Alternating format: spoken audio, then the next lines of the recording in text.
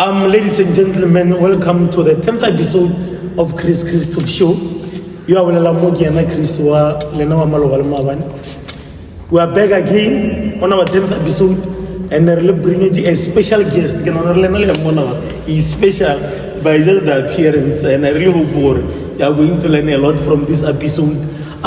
Before Klotsana, for the business of the day, I was just saying that we're on the route to 1,000 subscribers. Please help us reach 1,000 subscribers by making sure that you subscribe. Your subscription count as well. As I have said, we have brought you a very special guest today. This word is just special. Even from his appearance. My guest, my dear advocate. Yes. My supreme advocate. Welcome to Chris Talk Show. Hello, Mr. Mohlabi. Yeah,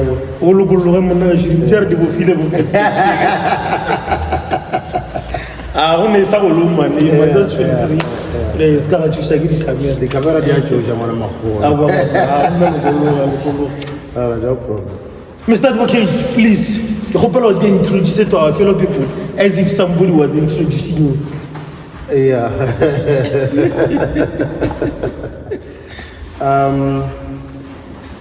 I think it's a difficult question, but before I start, let me perhaps go on a tangent and say,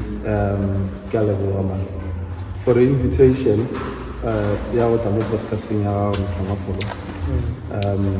I think we do not do too much. And I mean, obviously that has to be applauded. So now, my surname is Mohlabi. I mean, how would someone introduce me? How would I introduce myself to someone? I'm a student in a colloquial way, in a sense that I'm a student of life. I study almost everything, because I question and I'm very inquisitive. So by profession, I'm an advocate. I practice as an advocate in Johannesburg, but obviously because I started here in Polokwane, so more often than not, I also do matters in Polokwane. So yeah, I don't know whether that is enough. No. In fact, it's more than enough. On the introduction part, you mentioned something about yourself being a student, yet also as an advocate. Yes. What is inspiring you in all these achievements actually? Being an advocate, yet you're still a student, learning everything about life, just like you mentioned. What is inspiring you to keep on learning actually? Yeah, I think the ultimate thing for me, Mr. Mohlabi, and obviously these things when you're studying now, it's not a thing that you ordinarily have a vocabulary for you. So I think what has always been fascinating me as a young person was information. So I got the information, so I followed information, and obviously coming from where we're coming from, information was not as accessible 10 years, 15 years ago. So being a student of life, for me it meant that I must pursue, learning. So Ruga and all those things. But motivation I got to draw from where? I think background largely, but also a funny, story that I must tell you, or the quest of becoming who I've ultimately become is through my aunt, Jajilele was sitting, I think Nerdia, again this thing, in Mapol. We're doing, if the one good job. So, No, I think you have more than fine actually. That's always. Yeah, so maybe, I think it was during the graduation, so as we were reciting our poems, so I had a cousin, his name is Lewa. So he was doing his poem. I had my own poem. So I think it was those things. Then I had mine. Mine was very simple. It was January, February, so March until December. So one of my aunts says to me, this one is going to become a lawyer. So and I asked her, did I ask? No, I think she reasoned why she believed that I'll become a lawyer. She mentioned something about my voice. Then she says she has a solid voice, something of that sort. And I don't know what she said about persuasion, but something like that. So the thing of becoming a lawyer is not a thing that I had to sit and think about what do I want to become when I'm done with school. Because so my first encounter with the word a lawyer, it was when I was doing crèche. Then now I'm going to grade R, grade 1, grade 2. So no one is saying anything about the law thing, So grade 3, grade 4. So I'm in grade 4. Mosadi mo naruta per English, So during those times, it was So the whole class was making noise, Mr. Mapol. So the whole class is making noise. So I was sitting on the third row, So over row number 1, number 2, number 3, from the third row. So I feel I'm bad. I wanted to reason with her. I want to say no, but you can't beat me, because there is a particular reason why I was making noise. In fact, I was not making noise because I was doing 1, 2, 3. Then she said, "No, man, stop being a lawyer, wasting my time." So now that weight now resurfaces for the second time. So she didn't beat me, no, the tawago back. Then she comes back. Then I reason with her again. Then she tells me, "No, stop being a lawyer and whatever." But ultimately, she did not beat me. So then that has become a consistent theme in my primary life, to be told that no, man, stop reasoning with her, stop being a lawyer with her. So for me to ultimately become a lawyer, so and that also overlapped to high school. So for me to ultimately decide, no, let me become a lawyer, it was not a conscious thing. It was something that I've been told over and over, and it has become a part of my subconscious mind. So it was, a part of my second nature now. Yeah. Yes. Because all the university laws aligned in order to channel you into becoming a lawyer. Sure. All right. It's very much clear. Suppose you were not to be a lawyer. Suppose you were to take other routes other than being a lawyer. If it was not for the law side. No, man. I think, but obviously this now is contingent on a chance largely, because chance in this way. People in these villages where I'm from, Motserereng, and probably other surrounding villages, Malaysia, they know me as someone who's a soccer player. So now my name as a soccer player, the nickname Baragin Namche. So I played soccer, and it's something that I still play on intermittent basis, because it's something that I love, So I played, I think quite a lot, when I was still growing up, primary, but also in high school, and that is where I got to be, called Mchin. We did the trial. I think I was taken by Sundance at some point. Barnora, Tala, Northwest. So, Mama, now you're not going to go there because you must go to school. So soccer. Apart from playing soccer, being a soccer player, I think I would have wanted to become a teacher. I think I would have wanted to become a teacher, and I'll tell you why I say that. Because remember in my introduction I say I'm a student, but as much as I'm a student, or being student also means that I acquire a lot of information. But also I like sharing, the things that I've read or learned, but also even how I think about certain things, So I think I would have been a teacher, or I would have wanted to be a teacher. Wow. Yes. So yeah, that is effectively that. And I'm sure you're not just saying what you wanted to become a teacher, just because I am. All right, it's very loud and clear that besides the law side, you would have become a soccer player or a teacher. Mr. By listening to you, I can see you are a man of integrity, a man who is actually capacitated. By your words, I can feel it. But then, who were the most influential people in your life?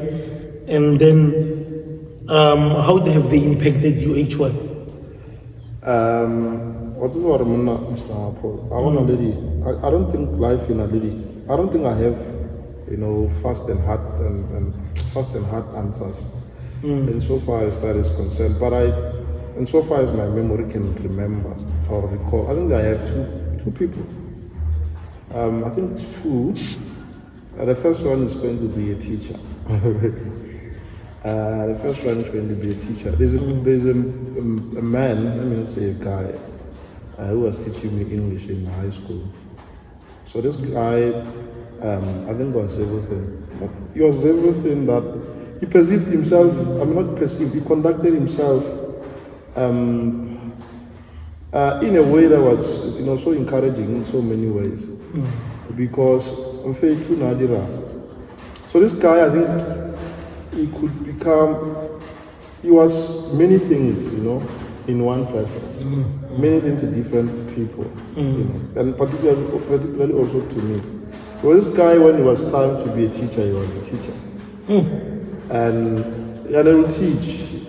We come from villages, man. So this guy, you impose on us that we must speak in a certain way, But also you ask you, what do you want to become? Then you say you want to be a lawyer. So he's going to be on your neck every day.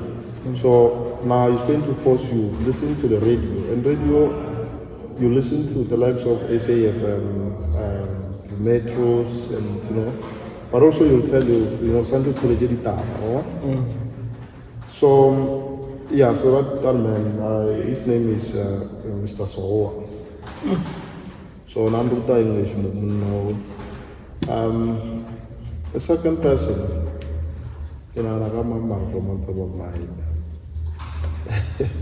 I don't think there's a second person. You don't think there's a second person? It's only Mr. Sohoa actually. Yeah, because I think I learned from a lot of people. So that's what I'm saying. I don't think that the list is closed, or I have any specific people in mind that I think have impacted my life. It's probably books that I've read, but also maybe the movies, the movies that I've watched at one point or another.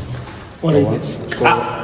Yes. Let's amend the question then. Let's come to movies or also books. Yes. The authors in particular. Yes. Who are the authors that, from their books, they have shaped your perspective of life? So there's a movie. I'll come to the books. There's a movie, The Choice. Okay. I think it's a 2016 movie. And by the way, I saw I'm trying movie. I don't know what happened. By chance, I bumped into that movie.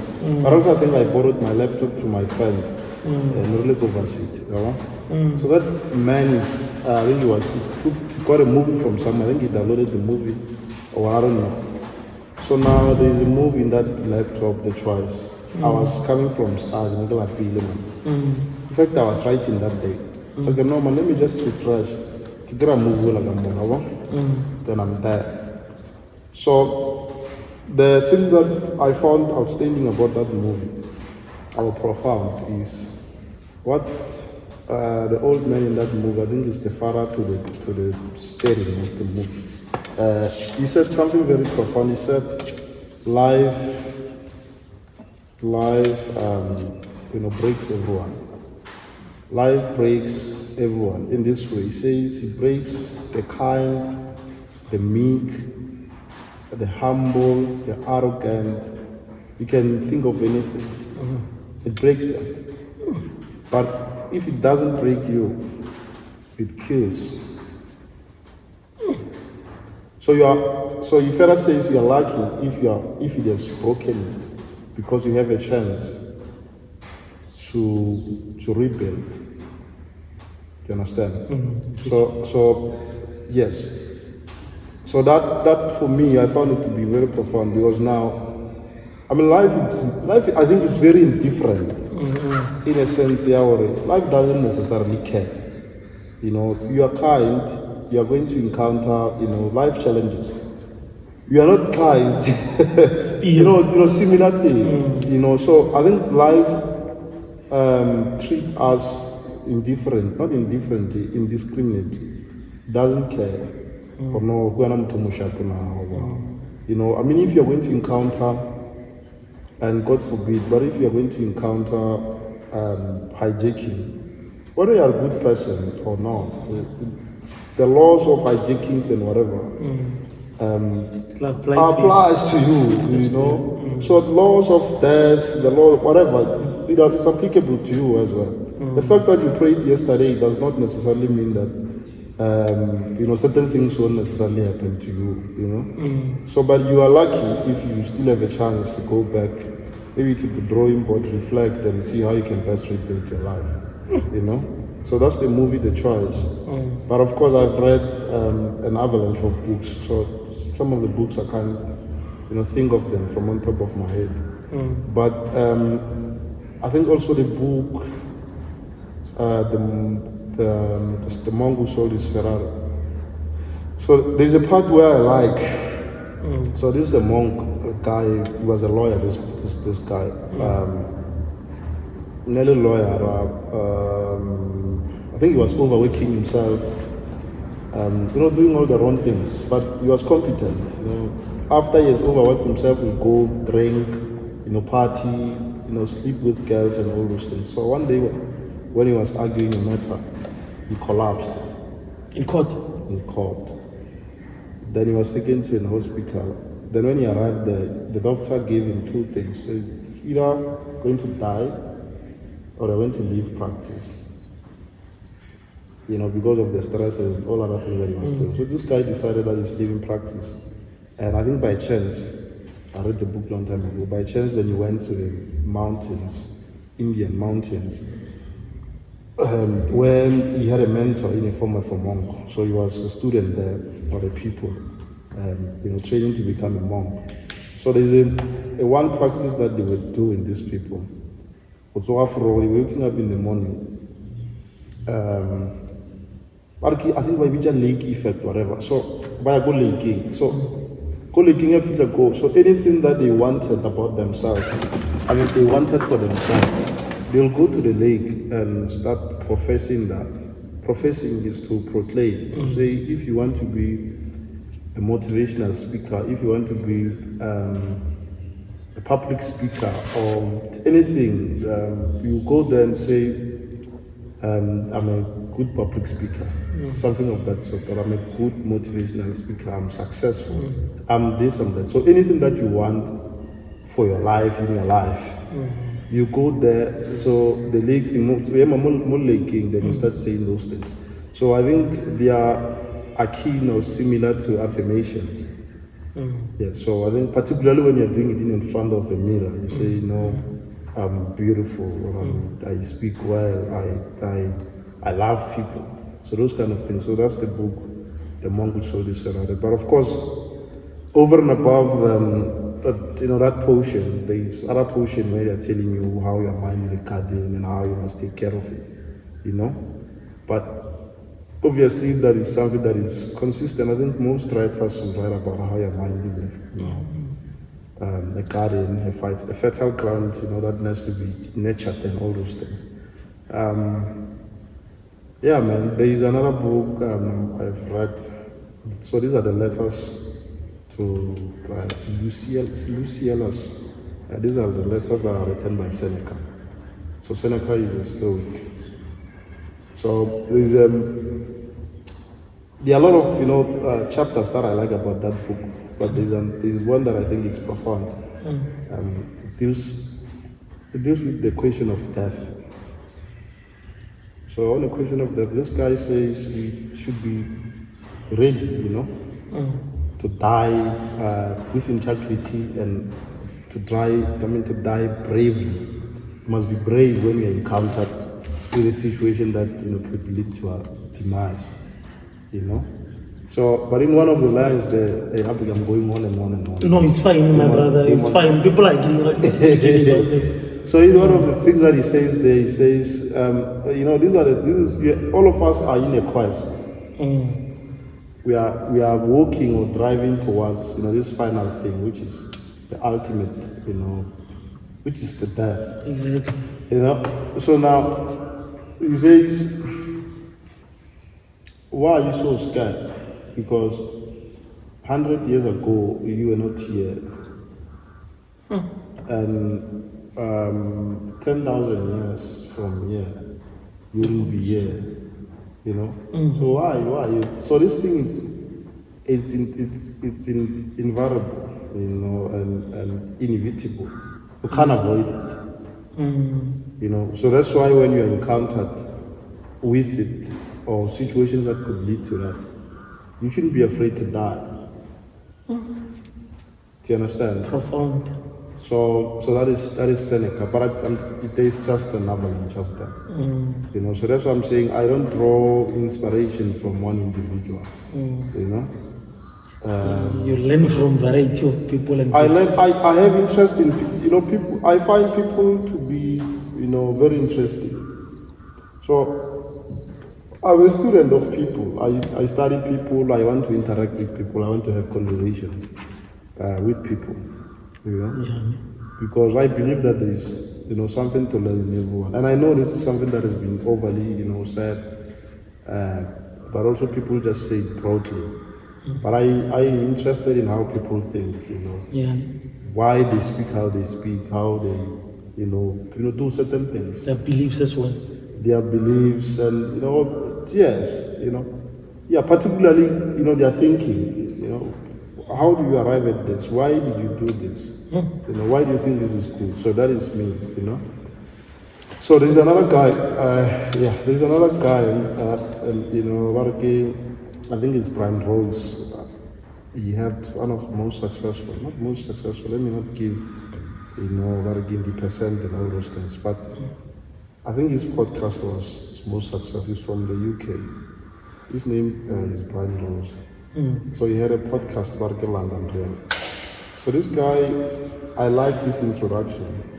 Over and above the fact that his content was proper, I like this introduction. Because he was saying that when he was introducing his guest, I don't know, this is Chris, from where he runs this business and all those things.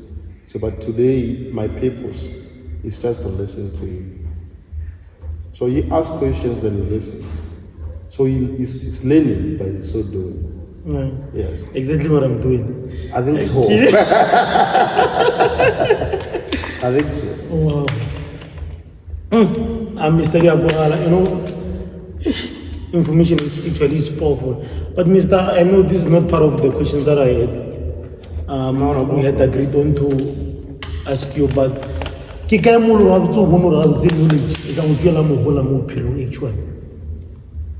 I believe you've been inquisitive, you have learned so much about beliefs, finances, all these other aspects of life. Information. In fact, you're saving.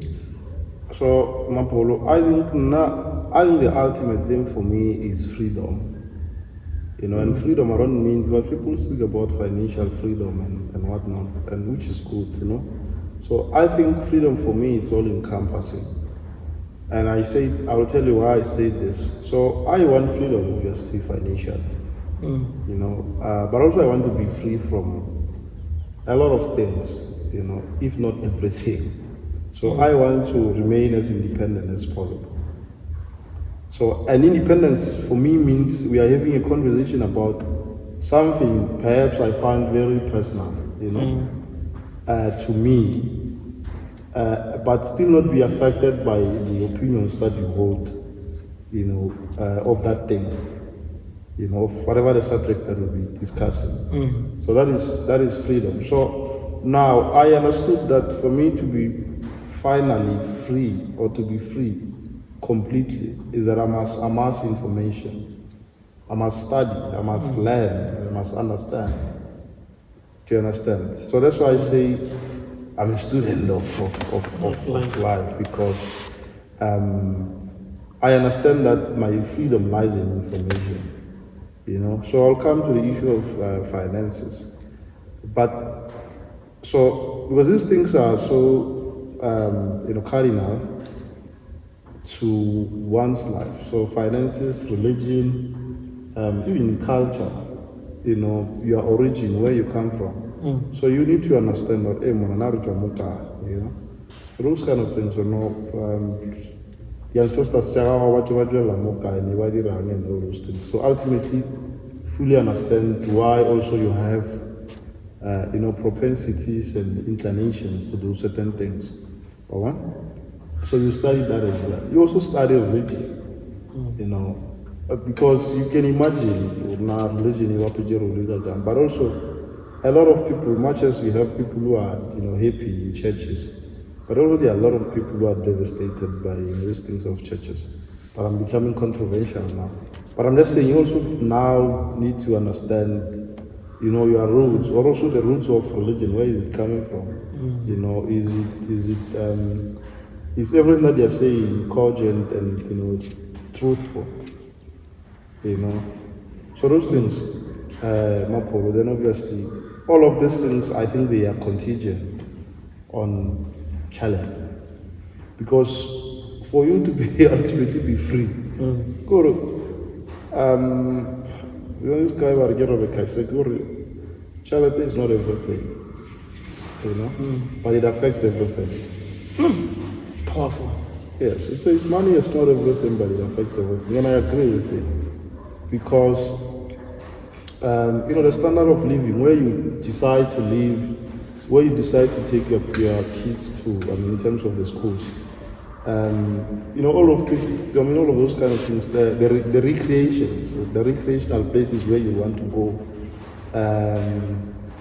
But again, you can think of anything,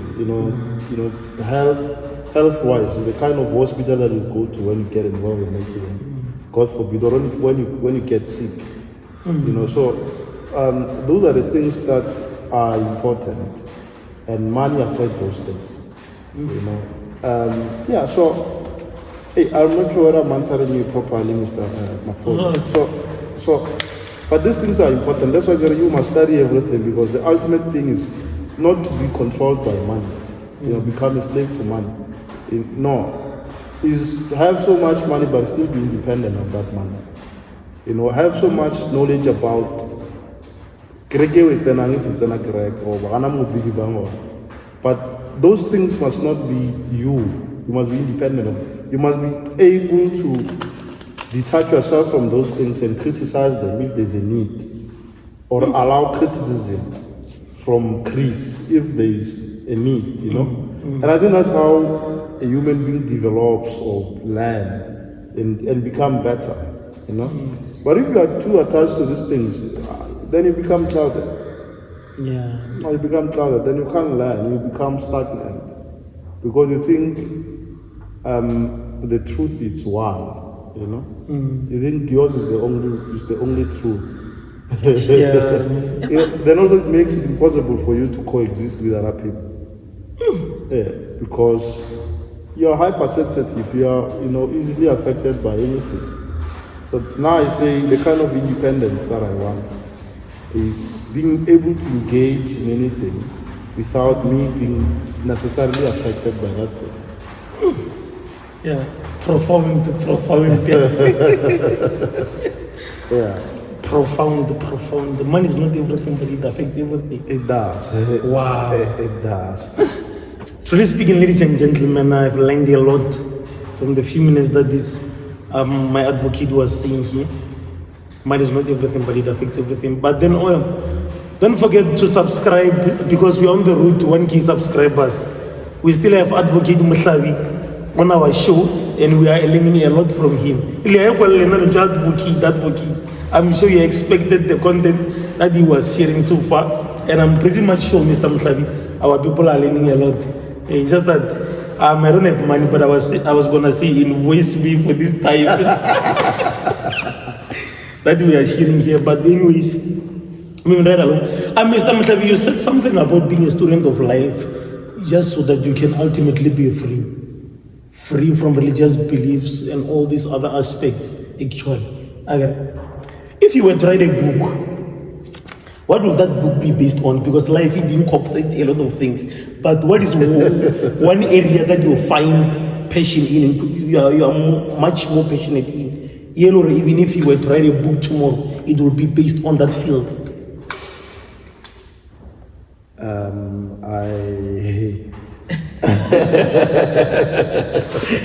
Wow. Yeah, would you still have more? All right, yeah. This question is too much. No, but the thing is this, man. I don't, these things, being a student of life is now this thing, I'm overusing this thing and it's not right. I'm saying it repeatedly, but it's fine, don't worry. No, but I think at this juncture of my life, do I think I can write a book? I don't think so. I think people have written quite extensively about, a lot of things, so I think, the thing that has to be done now is just to, find where those books are and read about them. I mean, read about whatever thing that you think you may want to write about. Because when I buy books, man, I buy books for fun. During my leisure, I go and buy books. So, and you find that most people want to write books, but they've not yet seen life. Or they don't have necessarily, things to share. You read the likes of Napoleon Hill. Think and Grow Rich. Yes. Yeah, no, maybe you Think and Grow Rich. Yeah, Think and Grow Rich. You read or you listen to the recordings of Al Nightingale. You listen to the library of Chimba. So a lot of people have already covered these things. So what you now have is going to be, I think, tautology of what has already been written about. So I think where I am now, I don't think I'm in a space. But I've learned so much to a point that I want to share, with the world through writing. Okay. Mr. Mohlabi, being informed sometimes is something else. It can also be a liability to you because much of the people that we are surrounded by, they are illiterate. In that sense that, no offense meant, but I'm just trying to say most people are not informed. Actually. So when you're around those people and they are uttering certain ideas, how do you best deal with it, considering that you are informed in those areas? The thing is this, Marco, and this is what I say, that there is no hard and fast answer in this life, So you can't say that you are. You can't necessarily say you are informed. I think it's a continuous, thing. Learning is perpetual. You can never finish learning. You understand? So now, if you encounter Mapolo and he says this, and you've read or learned, that subject, maybe yesterday, or whatever, and you find that Mapolo is saying it different, I think the best way to deal with that is to ask questions, like I said. But now, I know what will I saw, because this is how I understand it, Then. And this is where I say this is where you develop, because Mapulu read it or observe it elsewhere, and he has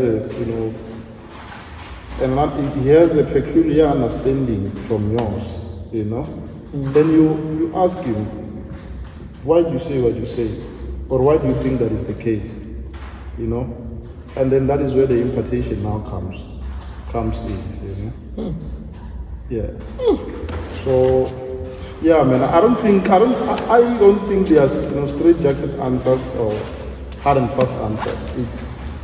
It's making sure that you remain keen and inquisitive to say you don't know everything, but also even what you think you know might not be accurate or might not be complete.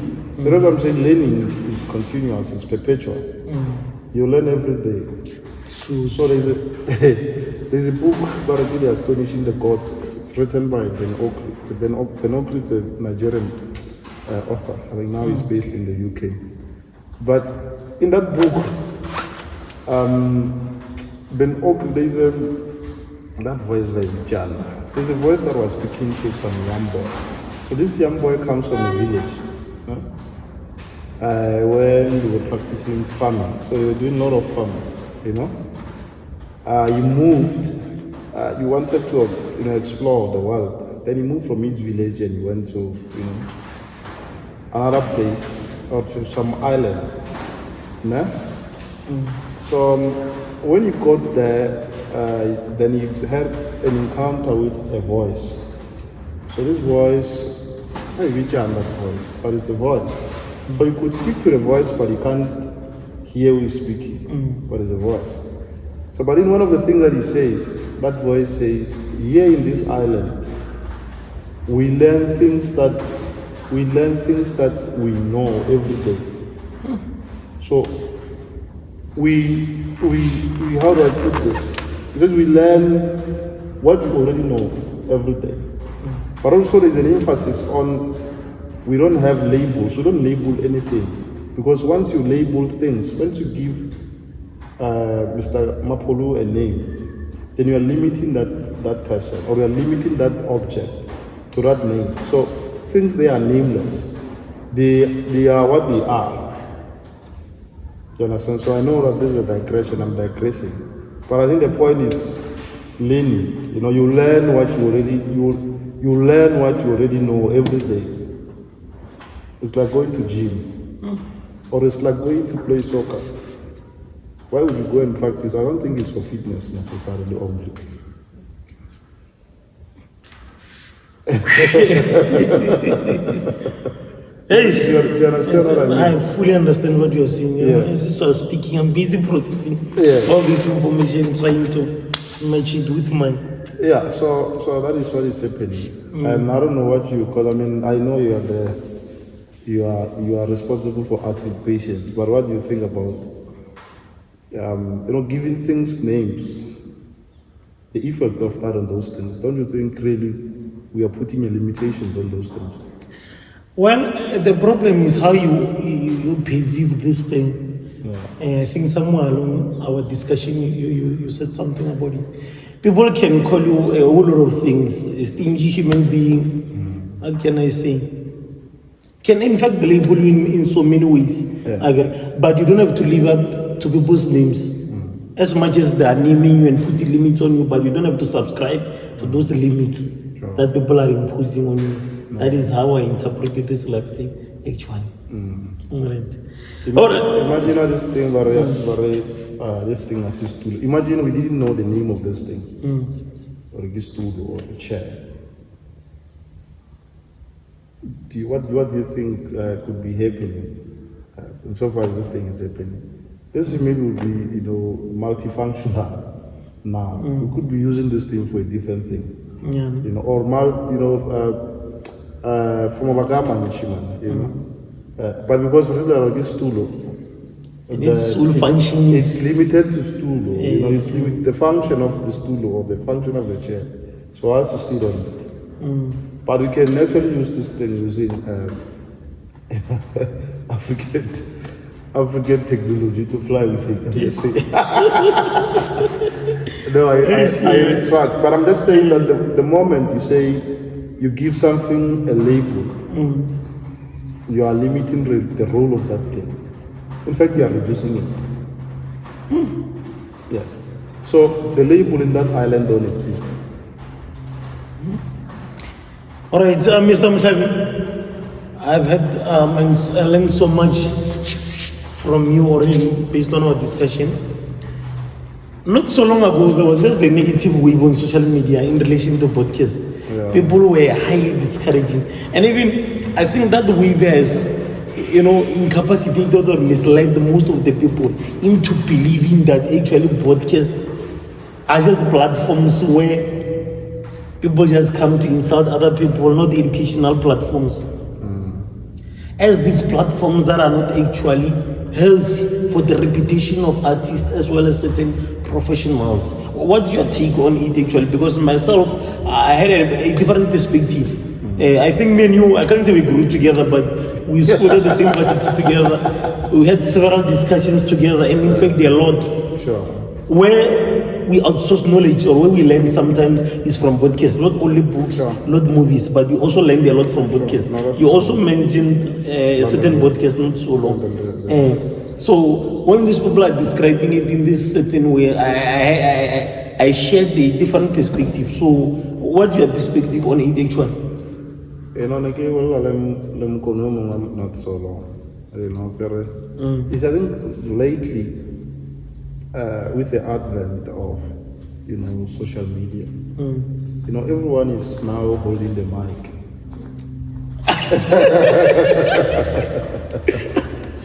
Everyone is holding the mic, and that is problematic. And I'm not necessarily saying it's entirely bad.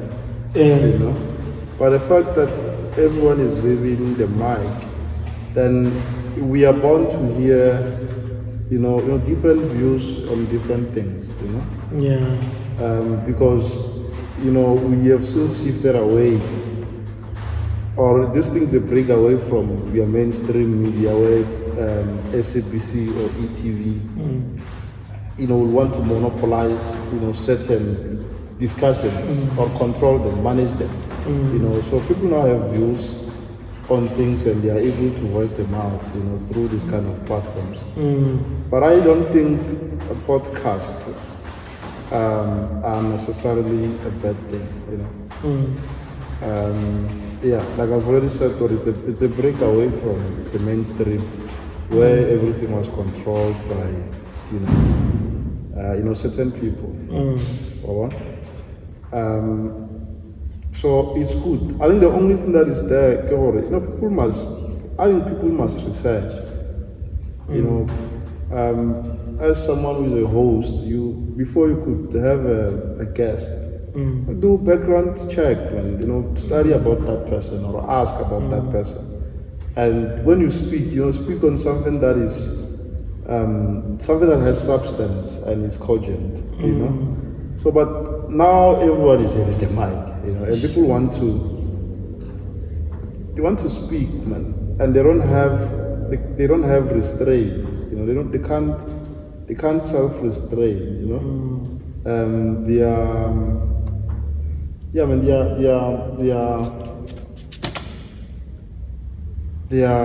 what's the word? I think they're excited to just say, things, and that is problematic, because now you must reflect on these things before you could say them. So, but insofar as the information is concerned, I think podcasts are best. Yes. I'm not sure whether now you are already regulated or not, But I mean, the likes of SABC and who else, the ETV and other people, they are licensed, those people, and there are certain precepts or prescripts that they must comply with, So, information-wise, I think it's good. For as long as things that you're saying are informed, and there's a basis for that, True. So what is actually creating a loophole in this industry of podcasts is just that it's only those ones under SABC or whatever that are regulated. For some of us who are not under those big bodies, those big institutions, and we are not regulated, it's a problem on its own actually. In fact, it's a recipe for disaster. No, not necessarily. I don't think it's I'm not saying it's not a problem. Of course, obviously it will have, its own disadvantages, like now, speaking just because you're excited or just because you can, and there's nothing that is restricting you from speaking, but I think we need this thing, because there's a lot of people on a lot of the platform, or so how many people are going to go to multi-choice and speak, or what again? Yeah, multi-choice, I think is the way, or go SABC or go Kai, to say Chris from Chris Show, You know, so not a lot of us are going to have those kind of opportunities. So this thing, it deals away. I mean, I think what do you call this thing? What No, I feel you actually. I feel you. So what it does is that it distracts the monopoly thing. Wow. You know, so yeah, it's a break away from monopoly. So you're not being controlled. Or no, Chris, you can speak, but you can speak to this extent. You know, but that's what I'm saying to you. I mean, when you come to this kind of platforms and you're informed, then it's good because now you have maybe 500 subscribers or 5,000, whatever, and those people are going to, you know, learn and suck this information from you. You know, then it becomes educational, and people are developing, you know, learning from the podcast. Yeah. Wow. Profound. It's good. Now, Mr. Let's get to the romantic part actually, because absolutely no way I cannot talk about relationships. Do you believe in love at first sight? I think it's a vexed question, because just really depends on where you are. Do I think love in the first sight? I don't know, man, because I'm a logical person. You know, because I don't know how love in the first sight would look like. You know, but also the period of, you know, that side. Are you seeing that person for 1 minute and he's done? Then that's the first side. Or you're seeing that person for about a period of 2 hours and you're ultimately able to, you know, have a conversation with that person. All right, sort of the interview, but let me just reduce it to what do I mean by love at first sight? Yeah. Let's just say maybe we're at the complex or the mall, and then somebody is coming by, then immediately when you set your eyes on that female, you feel your blood starting to change the way it's moving inside your body. Yes. So I'm just saying, is it possible that by mere first sight a female, but obviously, can you love them? I wouldn't equate seeing that person and my blood start boiling and say that thing it's love. It could be anything. What is it? It could be anything. You know, it could be attraction. Yeah. But attraction is not equivalent to love. Do you understand? Yeah. So that's what I'm saying. It's a layered, man. It's a multi, faceted question. Because I don't think there's a single answer to this question. I don't think. Let me just say, I don't think it does exist. I don't think it exists. Yeah? I don't think so. All right, it's fine. Let's summarize that. I just share your perspective. But let me just. I think I've already said that. But I think love, at some point, it needs you to be, deliberate, intentional about, things. Because it could be first sight thing. You're attracted to that person. Then on your first interaction with that person, or second, fourth, whatever, but you realize that this is not the kind of quality you're looking for. So I'm just saying, in terms of now, what do you call this thing? In terms of but this thing can't be a lifetime thing, because she's not a teachable person. Maybe from the conversation that we have had already, or they're just things that you're not comfortable with that person, but you feel attracted to this person, That's what I'm saying. I don't think that the two are equal, attraction and love, but of course you can love and be attracted to I think love also encapsulates being attracted to that person. But also love is just a broad word as well. Because it could mean anything. So in other words, you can actually just sum up this way. It's possible to be attracted at first sight. Yes. But love is something else. Yeah, I think love is more deliberate. And it has to be logical. It has to make sense. Okay, suppose Mr. Mohlabi, see somebody, you are attracted to them, you decide to strike and shoot your shot. Yes. They give you a chance and so forth. How soon is too soon to tell somebody that you actually love them? Or when do you think it is actually the relevant time to actually say, no, this person I love. Actually, I can build with them. Again, no hard and fast answers. You know? It just really depends on a person to person. You understand? Because I think most of the thing hinges on your ability, both of you, to communicate certain things. You know, so if you can be able to communicate and understand certain things sooner, then you can, as soon as yesterday, say, no, I mean, I think we can go somewhere, you know. But I'm just saying, I don't think it should come from an emotional, point or vantage point. No, it has to come from a logical sense. It must make sense to you. You know? So if it takes you 3 months for you to finally understand this person, then the 3 months is enough for you. But if it takes you a week, then that's what I'm saying. It's a relative question, really. You know, it just depends from one person to another. Yeah. Do you sometimes lose cases go quite well? There isn't a capacity on another. I think I lose, man. I'm just saying. Yeah. So okay, that one I think I'm answered. Do you think soulmates really exist? And I can say this person is my soulmate. How does that look like, Mr. Oporo?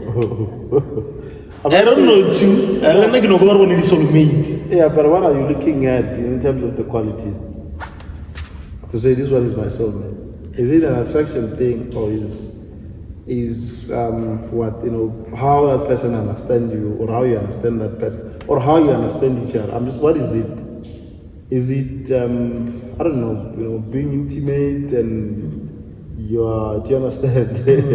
How does it look like to have a soulmate, or how does a soulmate look like? I don't know. I'm asking you, or do you believe they really exist? You know, God only soulmate. Soulmate is somebody who's going to match you with all, what can I say, characters, or is it somebody who's destined for you actually? Or maybe you think actually we build these soulmates for ourselves.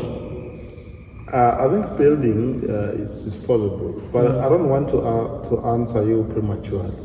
You know? because I'm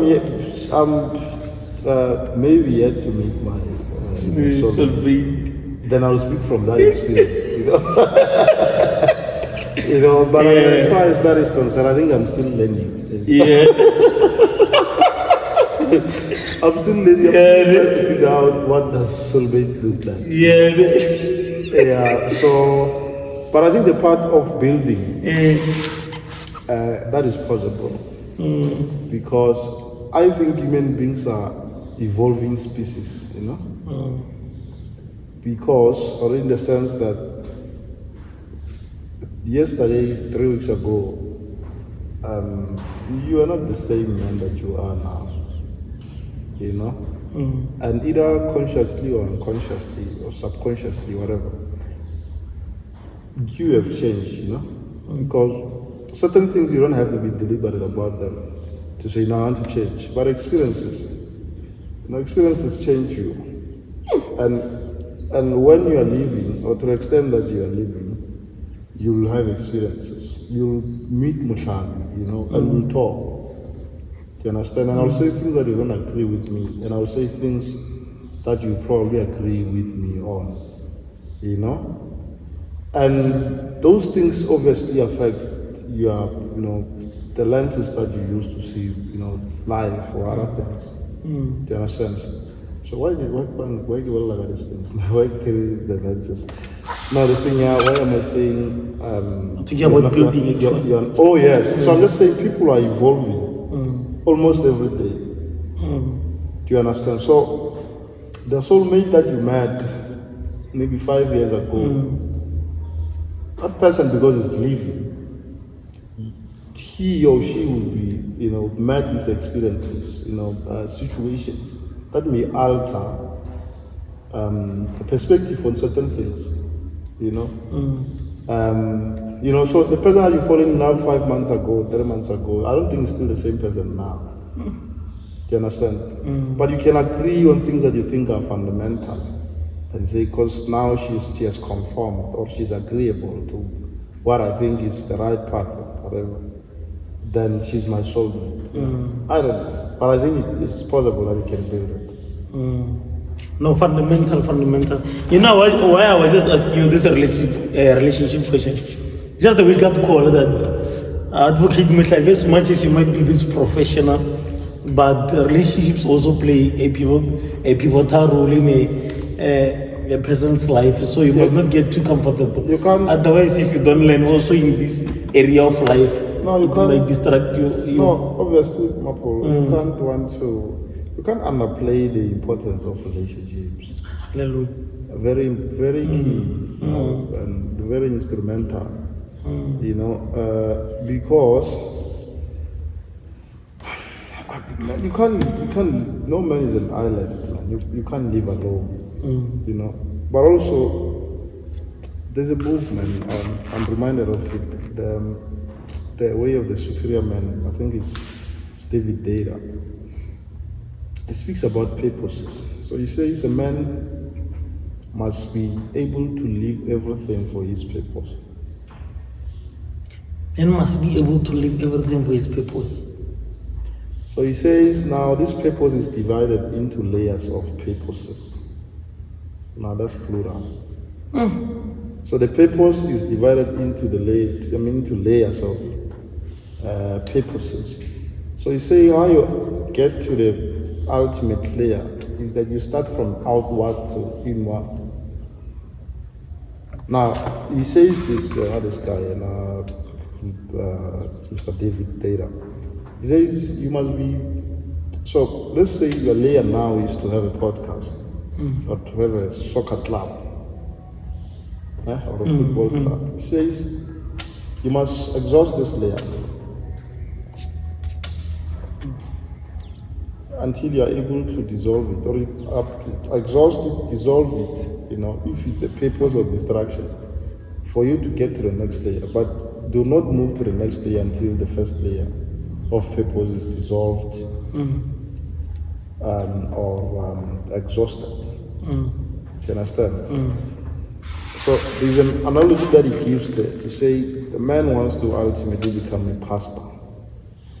But before you can get to being a pastor, he becomes a businessman, he becomes a father, he becomes a community leader, he becomes, all of these things are going to add up to what he's ultimately going to become, which is what? A pastor. And you can imagine the vast knowledge that you have acquired or amassed throughout these layers. Do you understand? So these things I'm saying, you can't have, your life can't be one-sided, to say, I'm a professional and that's it. No, you need to have a family at some point. You need to be a community member, or you are a community member. Which one? Invariably, yes, you come from community. You might be a professional, but also if you're a professional, to make sense, you are assisting the members of the community. You understand?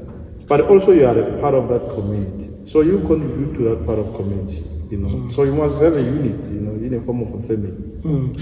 Sorry to intervene, Mr. Mohlabi. But I was just saying this actually because I was at a marriage conference not so long, and one of the things that they highlighted actually is the types of literacy actually. People with the biggest problem with people is that they are capacitated with financial literacy, academic literacy, but the problem is marital literacy.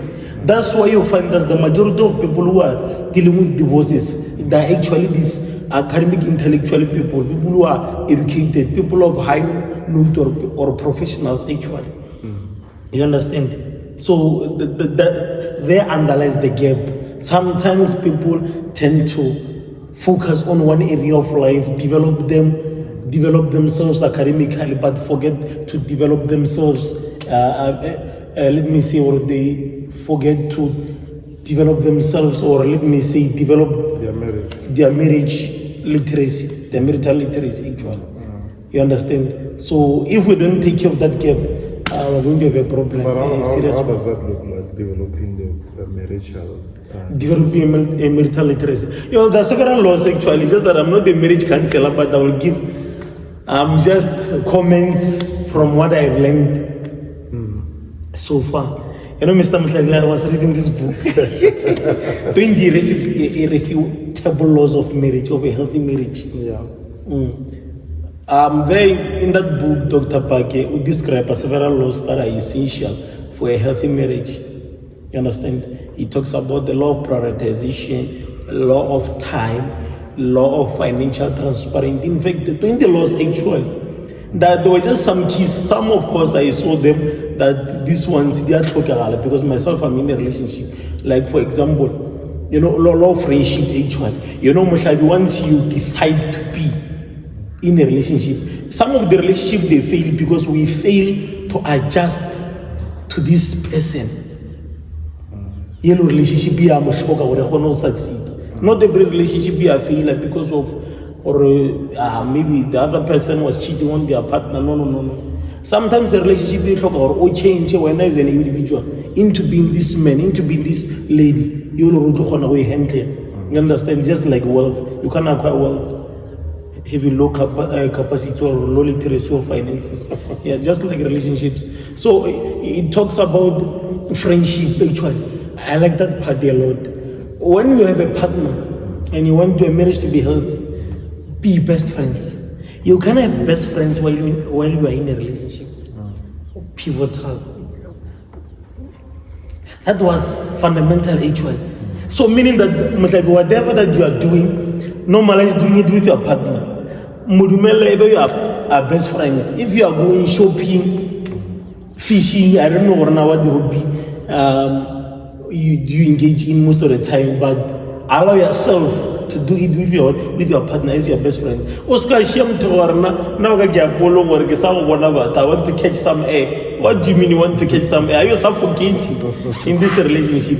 So it's not only that law of friendship, law of financial transparency as well. Music. Because sorry to it's problematic.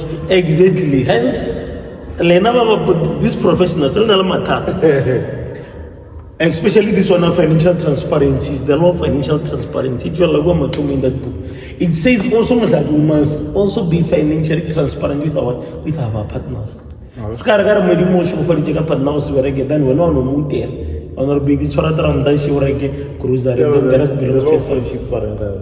shouldn't have friends. Actually, your partner should become your best friend.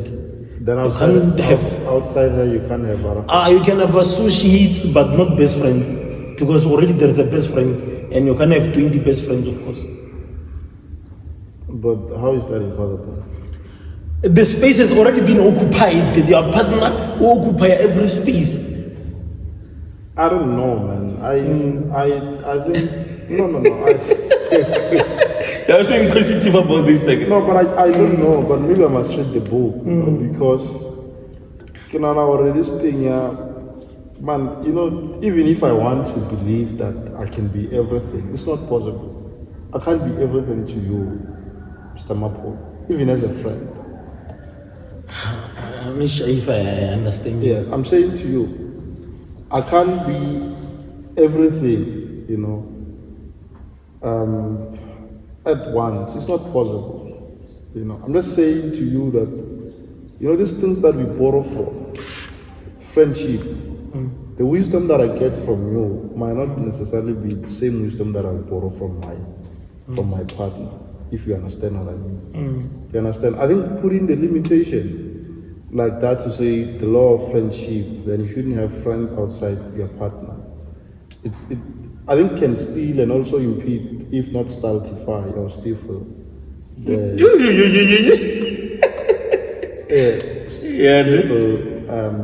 you know, the flow and the growth and development of the relationship. Yeah. Because there are interactions where I would have with you about relationships in general.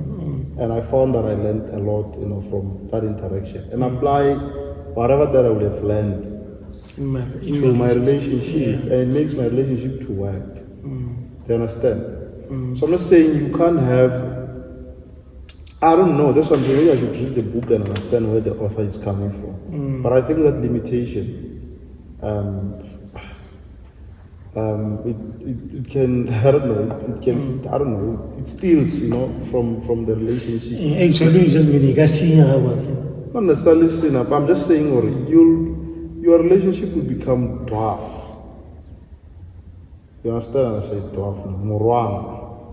I get you. Dwarf is something short. Yeah. Because both of you have reached, maybe a ceiling, but because you are denying yourself a chance to learn from others. You don't have the ability anymore to improve and grow the relationship. Because I've taken what you have said, you have taken what I've said, and we are done. And we are not one of the smartest people in the world, even if you want to believe that. That's not true. That's why I'm saying you can't be everything, you can't know everything. But just, where I think the author is coming from? Actually, the author is just saying, for this marriage to work, we need to engage in activities that strengthen the bond. No, that's true. Especially if you are best friends, obviously the bond won't break because it will be so much strong. No, that's you understand? That is where I think the author is coming from. I agree. All right. Ladies and gentlemen, I think we are running out of time. So with the little time that we have left, Mr. Mohlabi, a few last words. Which word of the day before we call it quits? No, man. Do I have a word of the day? I don't think I do, man. Advise me on anything, Mohlabi. Advise me on anything. Relationship or life. Let me try to think about something. Hey man, you see, it's tough. So, word of the day, the advice, man, I can't think of any from on top of my head. Unless you ask me a question. Not really. I can't even if I agree. You're a student of life, so yeah. So let me speak about two things, perhaps. Let me speak about chance, and also speak about practice. So now, on the chance thing, and Mapolo now is putting me on the spot. I have to freestyle. So this is a freestyle.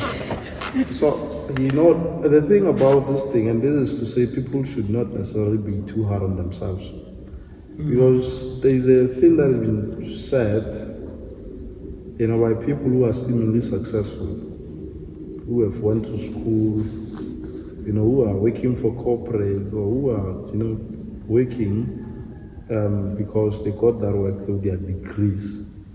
So I say, everything, much as choice plays a factor, but I think largely things are contingent or hinges on a chance,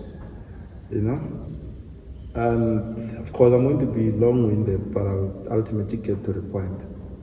So, and the reason why I say this thing is, so think about the choice as something that you don't have control over. Something that is controlled by God, largely and exclusively by God. So, for instance, the meeting of today with Mr. Mapol, we planned the meeting, and there's someone who wrote on their WhatsApp not so long ago, say, your plan, God loves. You have your plans, this year I'm going to do what. And God is looking at you, he's laughing, because he knows that according to the plans that he has for you, that is not going to be possible.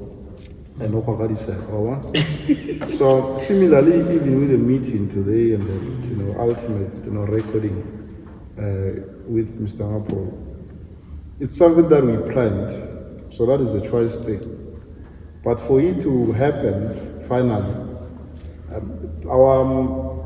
we could only plan and try to meet here. But in our meeting here, or in our way to meeting here, we could have been met with, things or obstructions, things that would make this thing impossible or not possible. Puncture, anything that you can think of, so that's a chance thing. So even you being at home there,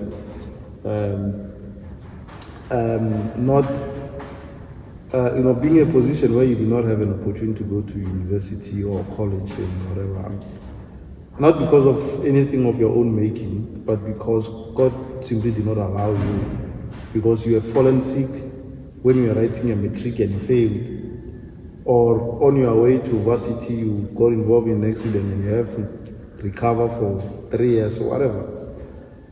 I'm saying this thing, God already has orchestrated it. God has, the syllabus for this life. Mr. Mapolo will understand me. So God already knows what needs to happen and what is going to happen. Our control is very much limited. So the chance thing comes from there. In one of the conversations that I had with someone, we were speaking about how you can finish within Rotterdam at university. I said to that person, imagine a student who was coming to write at university. I'm sorry I give an example of accident a lot. She gets involved in an accident and now she's hospitalized for a good 3 months. She misses the exams. Then maybe by a stroke of luck, the university says, no, come and write re-examination. When she's busy preparing for that examination, she falls sick again and she misses that chance. That person certainly will not be able to finish within record time. Did she do anything wrong, or is it because of anything of her own making? Obviously no, So I'm just saying that people should be humble, but also in the same breath we shouldn't be too proud of ourselves or beat ourselves for certain things that have happened in our life that we had limited or no control at all over them. Another thing I said is what? You talked about chance. Practice. Yeah, practice. Yes. So practice. How practice is important. Practice is important because it's important. Now, so anything. I think everything is possible. And it might sound like I'm contradicting myself, but I think everything is important. It's possible. You want to be like him. You practice. You mimic him. You want to be an actor. Act, man. Practice how to act. You want to be a soccer player, go to training, you practice, and that's how you improve. Anything, you can always, there's a speaker who says this is not my own words. You can always better your best, or perfect your best. No, I think better your best is the word. So, but how you do that is through, training, is through, practices, learning new skills, if it means going to gym, go to gym, get muscles. Do it today, do it tomorrow, do it consistently. So yeah, that's the word of the day, if that's the word of the day, yes. Profound, Mr. Profound. Mr. Mohlabi, Advocate Mohlabi, just to give you that honor that you deserve. It's not necessary, it's not necessary. All right, no. Mr. Advocate Mohlabi, thank you very much, Mr., for your time. I believe until we meet again next time. Thank you. No, Mr.